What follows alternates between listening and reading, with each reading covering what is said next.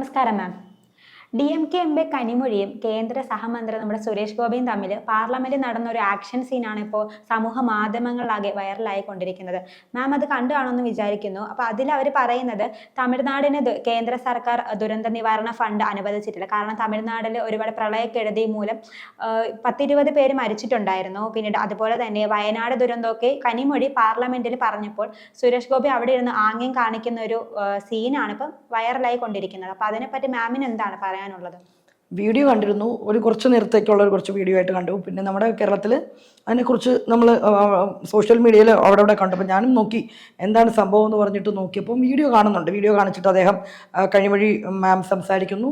അപ്പം അദ്ദേഹം അവിടെ ഇരുന്ന് വീഡിയോ കാണിക്കുന്നുണ്ട്. പക്ഷെ നമ്മുടെ ഒരു കേരളത്തെ സംബന്ധിച്ചിടത്തോളം ആടിനെ പട്ടിയാക്കുന്ന ഒരു മാധ്യമ സംസ്കാരമൊക്കെ ഉള്ളതുകൊണ്ട് തന്നെ കൃത്യമായിട്ട് എന്താണ് എന്നുള്ള സന്ദർഭം നമുക്കറിയില്ല. പക്ഷെ എന്നിരുന്നാലും നമുക്കറിയാം അദ്ദേഹം ഒരു MP ആണ് അല്ലേ. പിന്നെ ഒരു പാർലമെന്റിലൊക്കെ ഇരിക്കുമ്പോൾ ഡിക്കോറം ആർക്കാണെങ്കിലും ഏത് രാഷ്ട്രീയമൊക്കെ മാറ്റി നിർത്തി നോക്കി കഴിഞ്ഞാൽ പാർലമെന്റേറിയൻ എന്ന് പറയുമ്പം നമുക്കറിയാം ഓരോരുത്തരും പാലിച്ചു പോരേണ്ടെന്ന ചെറിയൊരു കോഡ് ഓഫ് കണ്ടക്ട് ഉണ്ട്. അപ്പോൾ ഇത് പ്രത്യേകിച്ചും ആ ഒരു ഇതെന്ന് പറയുമ്പോൾ മറ്റൊരു രാഷ്ട്രീയ ഇതല്ല, ഒരു ദുരന്തമായിട്ട് ബന്ധപ്പെട്ടുള്ള കാര്യമാണ് അവർ സംസാരിച്ചിരുന്നതെന്ന് അറിയുന്നത്. ഇത് ഒരു പ്രാവശ്യം കാണിക്കുന്നു. അപ്പം അങ്ങനത്തെ ആക്ഷനിൽ തന്നെ പക്ഷെ അവർ കൊടുത്തൊരു ഡയലോഗ് അതെനിക്ക് ഇഷ്ടമായി കേട്ടോ. കനിമൊഴി ഒരു ഡയലോഗ് പറയുന്നുണ്ടല്ലോ, ഇത് തന്നെയാണ് സാർ നിങ്ങളുടെ കേന്ദ്രം കേരളത്തിനോട് കാണിക്കുന്നത്, കൈമലർത്തിയാണ് കാണിക്കുന്നത് എന്ന് പറഞ്ഞ് അത് നല്ലൊരു മറുപടിയാണ്. അപ്പൊ അദ്ദേഹം വീണ്ടും കൈമലർത്തി കാണിച്ചിട്ട് പുഞ്ചിരിക്കുന്നു എന്ന് കാണിക്കുന്നുണ്ട്. പക്ഷെ ഇനി നമുക്ക് അറിയില്ല, അദ്ദേഹത്തിന്റെ സ്റ്റേറ്റ്മെന്റും കാര്യങ്ങളൊക്കെ പറയേണ്ടതുണ്ട്. പക്ഷെ എന്നിരുന്നാലും പലപ്പോഴും തോന്നിയിട്ടുണ്ട് ചിലപ്പോഴെങ്കിലും ഒക്കെ മാധ്യമങ്ങൾക്ക് മുന്നിലായിക്കോട്ടെ അല്ലെങ്കിൽ ഇത്തരം സന്ദർഭങ്ങളിലൊക്കെ ആയിക്കോട്ടെ ഒത്തിരി നല്ല പേഴ്സൺ ആണ്. ആസ് എ പേഴ്സൺ എനിക്ക് ഒരുപാട് ഇഷ്ടമുള്ളൊരു വ്യക്തിയാണ് സുരേഷ് ഗോപി. പൊളിറ്റിക്സിൻ്റെ അവിടെ അല്ലാതെ ആസ് എ പേഴ്സൺ. പക്ഷെ അദ്ദേഹം ഒരു രാഷ്ട്രീയ കുപ്പായം ഇട്ടിട്ടുണ്ട്, രാഷ്ട്രീയ പാകത വന്നിട്ടുണ്ടോ. ഓക്കെ, ഇങ്ങനത്തെ ഒരു ജനപ്രതിനിധി നമുക്ക് ജനങ്ങൾക്ക് വേണ്ടി നിൽക്കുന്ന അല്ലെ കോമൺ പീപ്പിളിന് വേണ്ടി നിൽക്കുന്ന ജനപ്രതിനിധി ഏത് നാടിനും അത്യാവശ്യമാണ്. എന്നിരുന്നാൽ പോലും നമ്മൾ അങ്ങനെ നിന്ന് കഴിയുമ്പോൾ തന്നെ ഏത് രാഷ്ട്രീയ പ്രസ്ഥാനമായിക്കോട്ടെ ആ ഒരു പ്രസ്ഥാനത്തിന് പ്രശ്നങ്ങൾ ഉണ്ടാക്കുന്ന രീതിയിലുള്ള പ്രത്യേകിച്ചും സുരേഷ് ഗോപി എന്ന് പറഞ്ഞ വ്യക്തിക്കറിയാം ഇവിടെ അദ്ദേഹം എന്ത് ചെയ്താലും ഇവിടെ മാധ്യമവേട്ട ഭയങ്കര പ്രശ്നമുള്ള ഒരു നമ്മുടെ നാട്ടിൽ അങ്ങനെയാണ്. അദ്ദേഹം ഒന്ന് തുമ്മിയാൽ പോലും വലിയ പ്രശ്നമാണ് എന്നിരിക്കെ നമുക്കറിയാം ആ ഒരു വിവാദമായിട്ട് ബന്ധപ്പെട്ടുള്ള മീഡിയ വിവാദങ്ങളൊക്കെ നമുക്കറിയാവുന്നതാണ്. അപ്പം മീഡിയാസിൻ്റെ മുന്നിലാണെങ്കിലും അദ്ദേഹം പലപ്പോഴും എന്താ പറയുക ആക്ഷൻ ഹീറോ സുരേഷ് ഗോപി മറ്റേ ഭരചന്ദ്രനായി പോവാറുണ്ട്. അപ്പോൾ ഇതും അത്തരത്തിൽ പുള്ളിക്ക് ചില സമയത്തൊക്കെ അദ്ദേഹത്തിൻ്റെ ഒരു ശരീരഭാഷ അങ്ങനെ കയ്യിൽ നിന്ന് പോയിട്ട് പുള്ളി അറിയില്ല. ചില സമയം അദ്ദേഹത്തിന് തന്നെ ചില സംശയമാണ്, ഇരിക്കുന്നത് പാർലമെന്റ് ആണെങ്കിലും ഇപ്പോഴും ഞാൻ അഭിനയിക്കുകയാണോ, ബിക്കോസ് അവർ നടനാണോ എന്നുള്ള രീതിയിലൊക്കെ ചിലപ്പോഴൊക്കെ തോന്നിയിട്ടുണ്ട്. പക്ഷെ ഇതുവരെയും പാർലമെന്റിൽ അദ്ദേഹം ഓരോ പ്രാവശ്യവും അതിനു മുമ്പ് ഇപ്പോൾ ഇലക്റ്റഡ് പ്രതിനിധിയായിട്ടാണല്ലോ പോണത്, അതെല്ലാം നോമിനേറ്റഡ് ആയിരിക്കുമ്പോഴും കേരളത്തിലുള്ള ഒരുപാട് നല്ല വിഷയങ്ങൾക്ക് വേണ്ടിയിട്ട് അദ്ദേഹം സംസാരിച്ചിട്ടുണ്ട്. അതൊക്കെ സത്യമാണ്. അപ്പോൾ ഇതിൽ ഇനി വ്യക്തമായിട്ടുള്ള വ്യക്തത വരേണ്ടതുണ്ട്. എന്നിരുന്നാൽ കൂടി വിഷയം ഇത് വയനാടുമായിട്ട് ബന്ധപ്പെട്ടാണ്. പിന്നെ കനിമൊഴിയും കൂടെ ആയിരിക്കുമ്പോൾ പിന്നെ രണ്ട് രീതിയിൽ നമുക്കിത് വേണമെങ്കിൽ സംസാരിക്കാം. പക്ഷേ ഇതെന്ത് ആ ഒരു ആക്ഷൻ അത് ഒരു സത്യസന്ധമായിട്ട് പറയുവാണെങ്കിൽ ആ ഒരു ആക്ഷൻ വേണ്ടിയിരുന്നില്ല തന്നെയാണ് എൻ്റെ അഭിപ്രായം. പിന്നീട് കളിയാക്കിയതായാലും ഇതൊക്കെ എന്തെന്നോ അങ്ങനെ ആയിരിക്കാം. ബിക്കോസ് കേരളത്തിനോട് തമിഴ്നാട് കാണിക്കണ മുല്ലപ്പെരിയാർ ഇഷ്യൂസും ഒക്കെ ഉണ്ട്. ആ ഒരു വിഷയം മനസ്സിൽ വെച്ചിട്ട് ഇത് നിങ്ങൾ പറയണോ എന്നുള്ള ഇതിലാവാം. പിന്നെ പക്ഷെ വയനാട് വന്നപ്പോഴും ഇത് കാണിച്ചു എന്ന് പറയുന്നു അല്ലേ. അതെ, അദ്ദേഹം ആവർത്തിച്ച് കാണിച്ചിട്ടുണ്ട്. ആദ്യത്തെ പ്രാവശ്യത്തെ പൊട്ടേന്ന് വെക്കാം.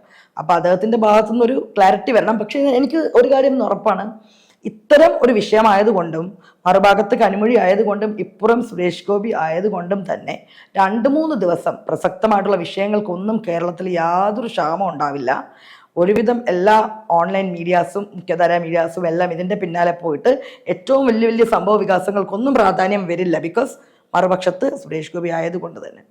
അപ്പോൾ ഇതുപോലത്തെ ഒരു ആക്ഷൻ വന്നപ്പോഴാണ് ഞാൻ ആലോചിക്കുന്നത്, സ്മൃതി ഇറാനിയെ നോക്കിയിട്ട് രാഹുൽ ഗാന്ധി പണ്ടൊരിക്കൽ അല്ലെ ഫ്ലൈയിങ് കിസ് എന്ന് പറഞ്ഞിട്ടൊരു വിവാദമൊക്കെ ഉണ്ടായിട്ടുണ്ട്. അപ്പൊ ഞാൻ അതും ഇപ്പൊ ആലോചിക്കുമായിരുന്നു. അപ്പോഴും മറുപക്ഷത്ത് ഒരു സ്ത്രീയാണ്, ഇപ്പുറത്തും ഇങ്ങനെ ആക്ഷൻസ്. അപ്പൊ നമ്മൾ പറയും ഒരു ജനപ്രതിനിധിയായിട്ട് പോയി കഴിയുമ്പോൾ നമ്മുടെ സംസാരം നമ്മുടെ എന്താ പറയാ നമ്മുടെ ഓരോ ആക്ഷൻസ് ചലനങ്ങൾക്കൊക്കെ പ്രാധാന്യമുണ്ട്. അപ്പൊ തീർച്ചയായും അവിടെ ഒരു കറക്ഷൻ അദ്ദേഹം ഇനി അത് മനസ്സിലാക്കിയിട്ട് ഇനിയുള്ള കാര്യങ്ങൾ ചെയ്യാം. അതായത് എന്ത് എന്നുള്ള ഇതൊക്കെ ഇതിപ്പോഴാണോ അല്ലെങ്കിൽ കേരളം ഫേസ് ചെയ്ത പോലൊരു ഇഷ്യൂ ഈ നിലവിൽ തമിഴ്നാട് ഫേസ് ചെയ്തിട്ടുണ്ടാവില്ല എന്നുള്ള ഇതിൽ അത്രയും ഉള്ള ഇതുണ്ടോ എന്നൊക്കെ ആവാം കേട്ടോ, ഒരുപാട് ഇതുണ്ട്. ഞാൻ എന്നാലും പറയുന്നുണ്ട്, ഇതിപ്പോൾ ഇങ്ങനെ ഒരു വാർത്തയിൽ മറുവശത്ത് സുരേഷ് ഗോപി ആയതുകൊണ്ട് തന്നെ ഒരുപാട് വീഡിയോസ് നമുക്കിനി പ്രതീക്ഷിക്കാം.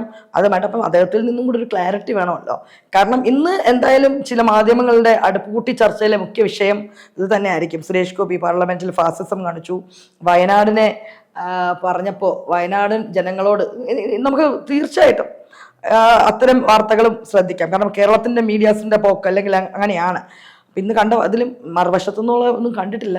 പക്ഷെ അദ്ദേഹത്തിന് പറയാനുള്ള ഒരു സ്റ്റാൻഡും കൂടെ നമുക്ക് അറിയണമല്ലോ എന്താണ് ഈ വിഷയത്തിൽ. അതെ, അദ്ദേഹത്തിന്റെ ഇത്തരം ആക്ഷൻ കാരണം നേരത്തെ കേന്ദ്ര സർക്കാരിന്റെ ഒരുപാട് അദ്ദേഹത്തിന് കിട്ടിയിട്ടുണ്ടായിരുന്നു. പിന്നീട് നമ്മുടെ കേരളത്തിൽ നിന്ന് തന്നെ സുരേന്ദ്രനൊക്കെ എന്തുമാത്രം എതിർത്താണ് സുരേഷ് ഗോപി സംസാരിച്ചെന്ന് മാമിന് അറിയാം. തീർച്ചയായിട്ടും അങ്ങനെ ചില കാര്യങ്ങൾ അദ്ദേഹം രാഷ്ട്രീയത്തിൽ ഇറങ്ങി.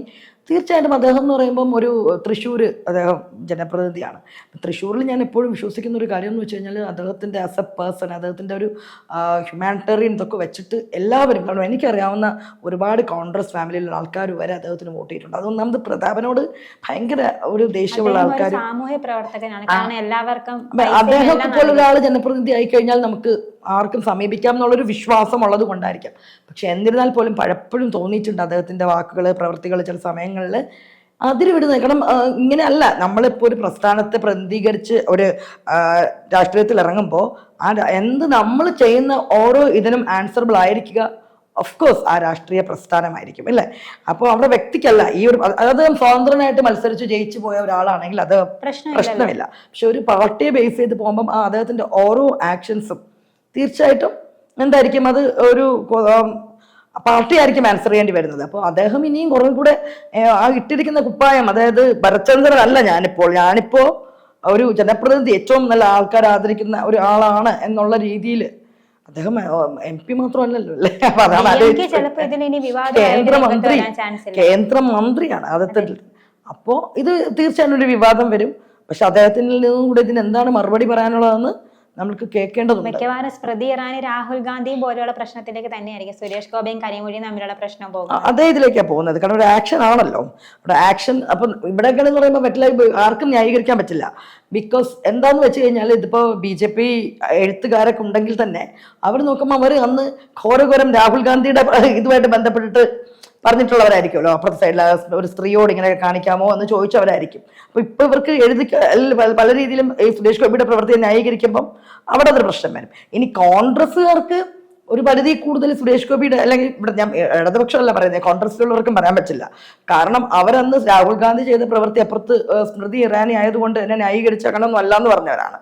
അപ്പോൾ ഇതാണ് പൊളിറ്റിക്സിന്റെ ഒരു പ്രശ്നം. കാരണം ഇതേ പ്രവൃത്തി രണ്ട് രാഷ്ട്രീയ പാർട്ടിയിലുള്ളവർ ചെയ്യുമ്പോഴും എപ്പോഴും നമ്മുടെ നാട്ടിൽ അങ്ങനെയല്ലേ, ന്യായീകരണം, വെളുപ്പി. പക്ഷേ ഇപ്പം രാഹുൽ ഗാന്ധി ആയിക്കോട്ടെ, അല്ലെങ്കിൽ അദ്ദേഹം സുരേഷ് ഗോപി ആയിക്കോട്ടെ, ജനപ്രതിനിധിയുള്ള രീതി, പാർലമെന്റ് എന്ന് പറഞ്ഞു കഴിഞ്ഞാൽ ജനാധിപത്യത്തിൻ്റെ ഒരു ശ്രീകോവിലാണ്. അവിടെ നമ്മൾ ഫോളോ അപ്പ് ചെയ്യേണ്ട ഒരു കോഡ് ഓഫ് കണ്ടക്ട് ഉണ്ട്, ഡിക്കോറം ഉണ്ട്, ഇതൊക്കെ ഉണ്ട്. അത് പാലിക്കാൻ തന്നെ വേണം. ഇത് പറയുന്നത് എവിടെ ഇരുന്നാണ്, ഞാൻ കേരളത്തിൽ ഇരുന്നാണ് പറയണതെന്നുള്ള കോമഡി ഏറ്റവും ആഭാസം കേരളത്തിലൊരിക്കൽ നമ്മൾ കണ്ടിട്ടുണ്ട്.